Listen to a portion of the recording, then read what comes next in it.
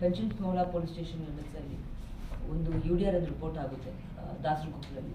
ಅಲ್ಲಿ 3 ಜನ, ಒಬ್ಬರು 35-year ಲೇಡಿ ಮತ್ತು 2 ಮಕ್ಕಳು, ಒಬ್ಬ ಗಂಡು ಮಗು ಮತ್ತು ಒಬ್ಬ ಹೆಣ್ಮಗುವನ್ನು ಮೃತಪಟ್ಟಿದ್ದಾರೆ ಅಂತ ಮಾಹಿತಿ ಮೇರೆಗೆ ನಾವು ಒಂದು UDR ದಾಖಲೆ ಮಾಡಿಸಿದ್ದೀವಿ. ಅದು ತನಿಖೆಯನ್ನು ಮುಂದುವರಿಸಿದ್ದೀವಿ. ಆ ತನಿಖೆಯನ್ನು ಮುಂದುವರಿಸುವಾಗ ವಿಕ್ಟಿಮ್ ಅವರು ತಾಯಿ ಏನಿದ್ದಾರೋ ಅವರು ಕೆಲವೊಂದು ಸಂಶಯವನ್ನು ನಮಗೆ ನಮ್ಮ ಗಮನಕ್ಕೆ ತಂದುಕೊಟ್ರು.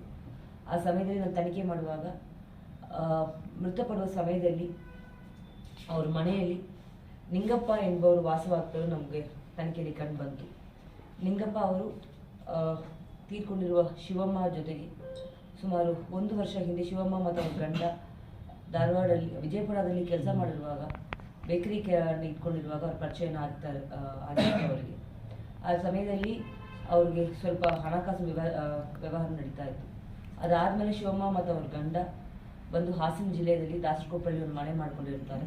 ಈ ಸಮಯದಲ್ಲಿ ಇವ್ರ ಪರಿಚಯನ ಮುಂದುವರಿಸ್ತಾರೆ.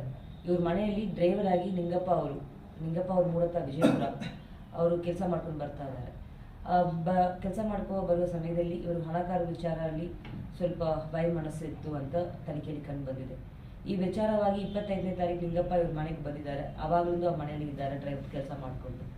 1ನೇ ತಾರೀಕು ಈ ವಿಚಾರನು ಹಣಕಾಸು ವಿಚಾರನು ಅವ್ರು ಮಾತಾಡುವಾಗ ಮಾತು ಬೆಳೆದು ಫಸ್ಟ್ ಅವರು ಶಿವಮ್ಮ ಎಂಬವರಿಗೆ ಸ್ಟ್ರಾಂಗ್ಯುಲೇಷನ್ ಮಾಡ್ತಾರೆ. ಆ ಸಮಯದಲ್ಲಿ ಇವರು ಮಕ್ಕಳು ಬರ್ತಾರೆ, ಅವ್ರಿಗೂ ಸಹ ಸ್ಟ್ರಾಂಗ್ಯುಲೇಷನ್ ಮಾಡಿದ್ದಾರೆ ಅಂತ ತನಿಖೆಯಲ್ಲಿ ಕಂಡು ಬಂದಿದೆ. ಇದೇ ಸಮಯದಲ್ಲಿ ವಿಕ್ಟಿಮ್ ಹಾಕ್ಕೊಂಡಿರುವ ಆ್ಯಂಕ್ಲೆಟ್ಸ್ ಮತ್ತು ಅವ್ರು ಹಾಕ್ಕೊಂಡಿರುವ ಸರ ಮತ್ತು ಅವರು ಇದ್ದ ಮೊಬೈಲನ್ನು ನಿಂಗಪ್ಪ ಅವರು ತಗೊಂಡು ಹೋಗಿದ್ದಾರೆ. ವಾಪಸ್ ಕೊಲೆ ಮಾಡಿಬಿಟ್ಟು ವಾಪಸ್ ವಿಜಯಪುರ ಹೋಗಿದ್ದಾರೆ ಅಂತ ಮಾಹಿತಿ ಬಂತು. ನಾವು ತನಿಖೆಯಲ್ಲಿ ಮುಂದುವರಿಸುವಾಗ ನಿಂಗಪ್ಪ ಅವರೇ ಕೊಲೆ ಮಾಡಿದ್ದಾರೆ ಅಂತ ನಮಗೆ ತನಿಖೆಯಲ್ಲಿ ಕಂಡು ಬಂತು. ಈ ಹಿನ್ನೆಲೆ